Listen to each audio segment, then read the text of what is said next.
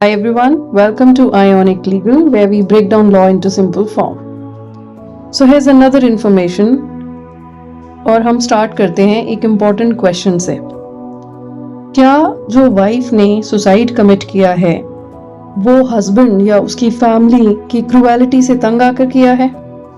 अगर हस्बैंड या हस्बैंड की फैमिली किसी भी तरह की क्रूरता करते हैं उसकी वाइफ के साथ, देन वो पनिशेबल हैं under section 498A IPC which is now section 85 and 86 of BNS भारतीय न्याय संहिता।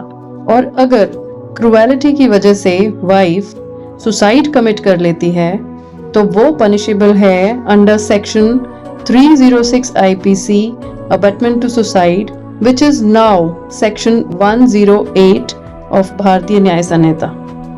ये समझने के लिए कि क्रूएलिटी हुई है या नहीं है, या जो सुसाइड किया है वो हस्बैंड या उस हस्बैंड की फैमिली की वजह से किया है, आइए देखते हैं judgement which was given by Aurangabad bench of the Bombay high court और ये प्रोनाउंस की गई है 17 अक्टूबर 2024 को। इस केस में हस्बैंड और उसकी फैमिली के ऊपर एलिगेशंस कुछ इस तरह की थी। वाइफ की फैमिली ने ये बताया कि उनकी बेटी ने शादी के 2 महीने के बाद ही ये बताना शुरू किया था उन्हें कि किस तरह से उसे उस घर में ह्यूमिलिएट किया जाता है, उसको टॉन्टिंग की जाती है कि वो खाना अच्छा नहीं बनाती है, कुछ ह्यूमिलिएटिंग रिमार्क्स दिए जाते हैं और उसको परिवार के साथ बैठकर टीवी भी देखने नहीं दिया जाता। इसके अलावा उन्हें ये भी बताया गया था कि जब उसे टाइफाइड था तब भी उसको प्रेशराइज किया जाता था कि वो घर का काम करे। ना ही उसको नेबर से बात करने दी जाती थी और ना ही उसको अकेले कहीं जाने दिया जाता था। एक और एलिगेशन जो मेंशन की है वो ये है कि उसको कहा जाता था कि सुबह 1 बजे उठकर नहाकर उसके बाद उसको पानी भरना है and she was made to sleep on the carpet. Bombay high court की फाइंडिंग ये थी कि ये जो एलिगेशंस लगाई गई हैं ये कोई भी एलिगेशन ऐसी ग्रेव एलिगेशन नहीं है जो क्रूएलिटी प्रूव करती है under section 498A। These allegations are petty affairs of daily routine life, जो कि हर घर में डेली रूटीन लाइफ में छोटी मोटी बातें होती रहती हैं, ये उसी की तरफ पॉइंट आउट कर रही हैं।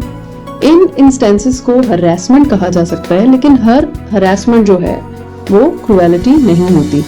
तो कोर्ट की फाइंडिंग ये थी कि यहाँ पर 498A की जो एलिगेशंस हैं प्रूव नहीं होती।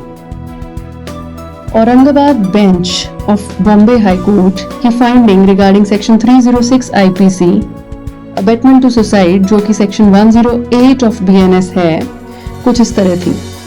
कोर्ट का मानना था कि प्रोसिक्यूशन को ये प्रूव करना जरूरी है कि एक लाइव लिंक या एक एक्टिव रोल प्ले किया गया था एक्यूज्ड के द्वारा सुसाइड इंस्टिगेट करने में।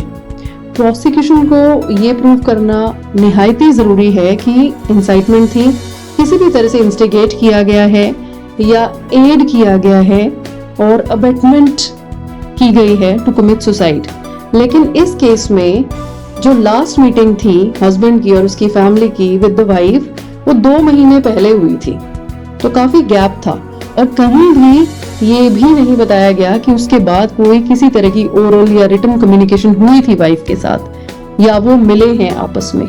तो यहाँ there was not any instance of cruelty in proximity to suicide. Court की फाइंडिंग ये थी कि कोई भी एविडेंस ऐसा नहीं था जो ये प्रूव करे कि किसी भी रेलेवेंट पॉइंट पे या सुसाइड करने से पहले, जिसको हम कहेंगे प्रॉक्सिमिटी टू द सुसाइड, कोई भी ऐसी डिमांड क्रूएलिटी या किसी भी तरह की मैल ट्रीटमेंट हुई हो जो कि कनेक्ट करता है उसको सुसाइडल डेथ से। इसी फाइंडिंग के साथ high court of judicature at Bombay bench at Aurangabad quashed and set aside the conviction awarded to the husband and family for the offences under section 498A 306 read with section 34 of the IPC। तो husband और उसकी family को बरी कर दिया गया था by the court. Thank you.